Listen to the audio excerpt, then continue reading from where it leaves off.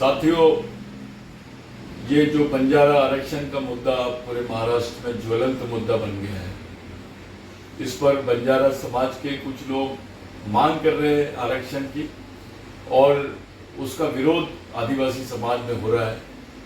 सभी जनजाति के लोग उसका विरोध कर रहे हैं।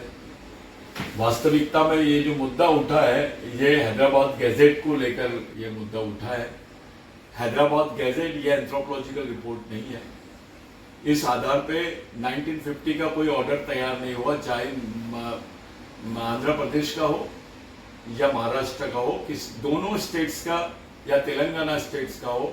ये 1950 के ऑर्डर से हैदराबाद गैजेट का कोई लेना देना नहीं है। हैदराबाद गैजेट के आधार पे 1950 का जो शेड्यूल ऑर्डर बना है, जो अनुसूचित जनजाति की अनुसूची बनी है, वो नहीं है। इसका आधार कुछ अलग है। इसको जबरदस्ती हैदराबाद गैजेट को जो मुद्दा बनाया जा रहा है, इस मुद्दे के माध्यम से दो कम्युनिटी को लड़ाने का जो षड्यंत्र रचा जा रहा है, वो निंदनीय है। और इस मुद्दे के आधार पे जो आदिवासी डिक्लेयर करने का ये षड्यंत्र रचा जा रहा है, या किसी को झूठा आश्वासन दिया जा रहा है और किसी को डराया जा रहा है, ये जो दोनों बातें हैं, इस षड्यंत्र को आपको समझना पड़ेगा। हम हैदराबाद गैजेट का विरोध करते हैं।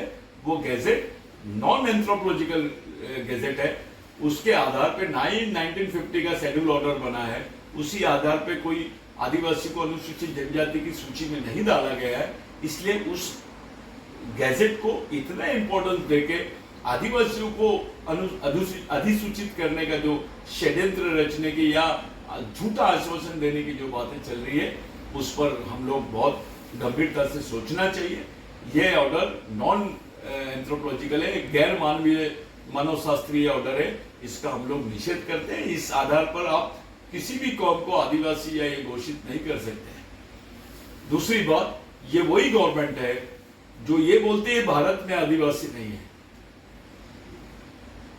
यह भारत में आदिवासी नहीं है, इसका मतलब यह है कि आदिवासी भारत के नागरिक नहीं है। ये अनुसूचित जनजाति को आदिवासी मानने के लिए तैयार नहीं है।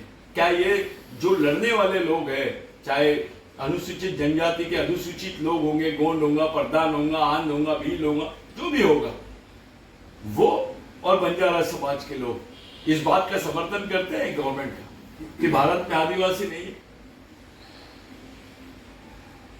आपस में लड़ने के बजाय लॉजिकल अप्रोच आप लोग रखना है।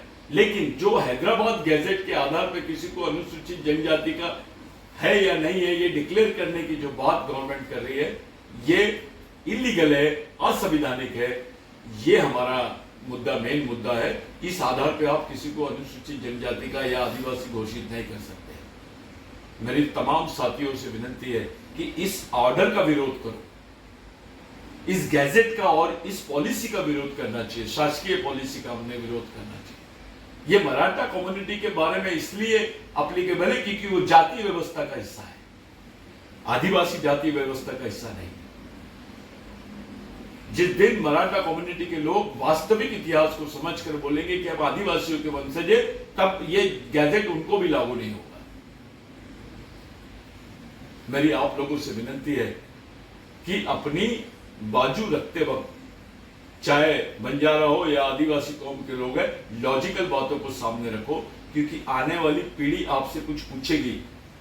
आप आपस में दुश्मनी करने के बजाय इस षड्यंत्र को समझने की कोशिश करेंगे। और हमारा पूरा निषेध है कि ये गैजेट के आधार पे आप किसी को अनुसूचित जनजाति का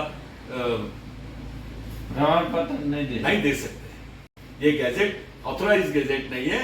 it is a historical gadget, it is not an anthropological gadget. जय आदिवासी।